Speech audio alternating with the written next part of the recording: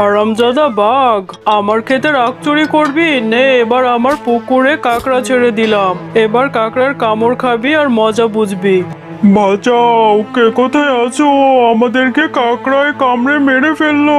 ওরে বাবারে, আর কোনোদিন আখ চুরি করতে আসবো না। তাড়াতাড়ি পালাও এখান থেকে, তাড়াতাড়ি পালাও।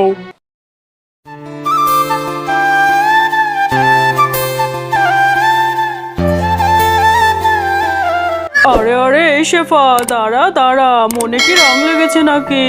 গান গাইতে গাইতে কোথায় যাচ্ছিস তোরা দুজন? বাঘিনী মামি, আমাদের জমিতে যে আখ হয়েছে গো, অনেক বড় বড় আখ হয়েছে গো। এবার আখ বিক্রি করে কোটিপতি হয়ে যাব। হ্যাঁ হ্যাঁ, যাচ্ছিস যা। তো এরকম গান গাইতে গাইতে গলা ফাটিয়ে আমার কানের ঝালাপালা করিস না, ঠিক আছে? যা, আখ তুলে আমাদেরও খাওয়াস, একা একাই খাস না। ওগো, তাড়াতাড়ি কাটো গো, অনেক দেরি হয়ে যাচ্ছে।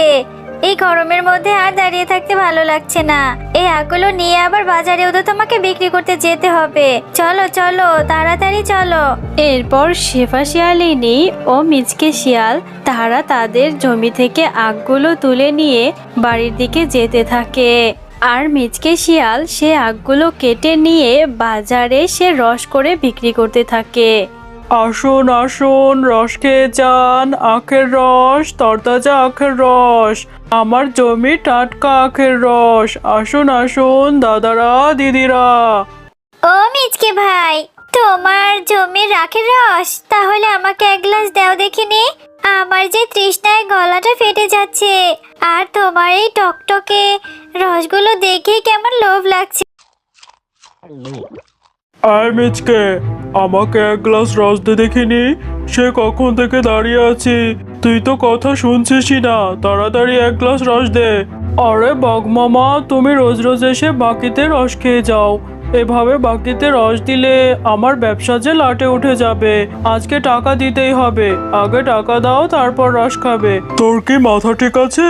তুই কার সাথে কথা বলছিস বুঝতে পারছিস? আমার কাছে রসের টাকা চাইছিস। তুই কিভাবে রসের ব্যবসা করিস সেটাও আমি দেখে নেব। আরে আরে বাঘ মামা, রেগে যাচ্ছ দেখি। তুমি রাখছো কেন? আমি তো তোমাকে সে কথা বলিনি। তুমি বলো, এভাবে বাকিতে যদি সবাইকে খাওয়াতে থাকি তাহলে আমার ব্যবসা কি করে টিকবে বলো? আমার কাছ থেকে রস নিতে হলে তোমাকে টাকা দিয়েই নিতে হবে মামা। মিচকে, তুই কিন্তু কাজটা ঠিক করলি না। আমি তোকে দেখে নেব।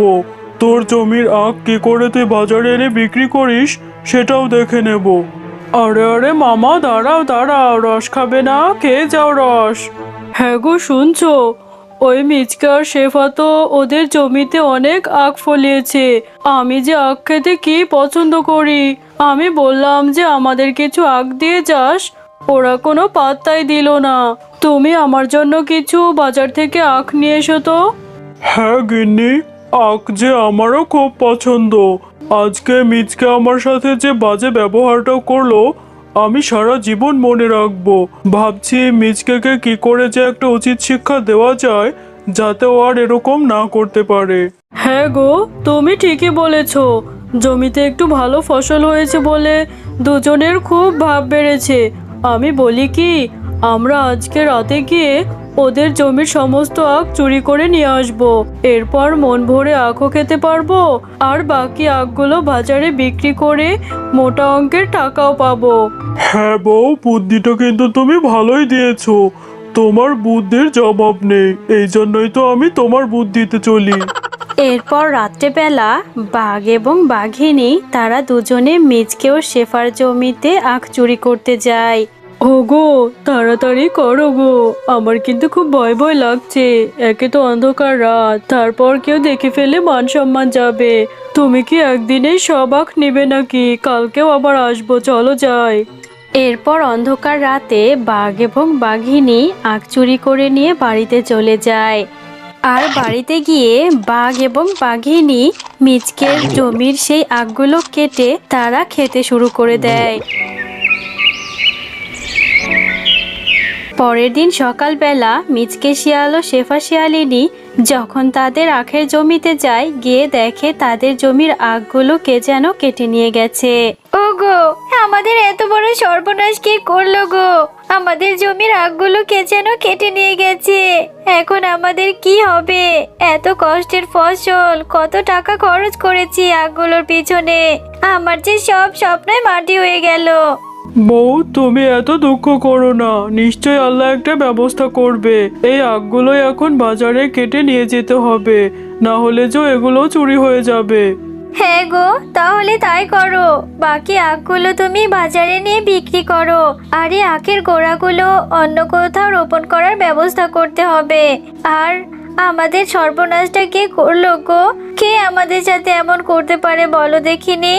ওগো, ওই যে দেখো দেখো, বাঘ মামা দেখছি বাজারে আখ বিক্রি করতে নিয়ে এসেছে। ওই আখগুলো একদম আমাদের জমির আখের মতো না? তাহলে কি বাঘ মামাই আমাদের জমির আখগুলো চুরি করে নিয়ে এসেছে? হ্যাঁ বউ, হতেও পারে। কালকে যে বাঘ মামার সাথে আমার কথা কাটাকাটি হয়েছিল, আমি বাগিতে বাঘ মামাকে রস খাওয়াইনি বলে বাঘ মামা এভাবে আমার জমির ফসল চুরি করবে। হ্যাঁ গো, আমিও তো সেটাই ভাবছি। আমি গিয়ে বাঘ মামাকে জিজ্ঞাসা করে দেখি। আরে বাঘ মামা, আপনি তো দেখছি আখের ব্যবসা শুরু করেছেন, তো এই আখগুলো কোথায় পেলেন আপনি? নিশ্চয় আমাদের জমি থেকে চুরি করেছেন, তাই না? কাল রাতে আমাদের জমির সমস্ত আখ চুরি হয়েছে, এমন কাজ কি করে করতে পারলেন আপনি? আরে শেফা, তোর মাথা ঠিক আছে তো? তুই কার সাথে কথা বলছিস ভুলে যাচ্ছিস বোধহয়। আমি তোদের জমি থেকে আখ চুরি করতে যাব কেন? তোদের জমি ছাড়া এই বনে কি অন্য কারোর আখের জমি নেই?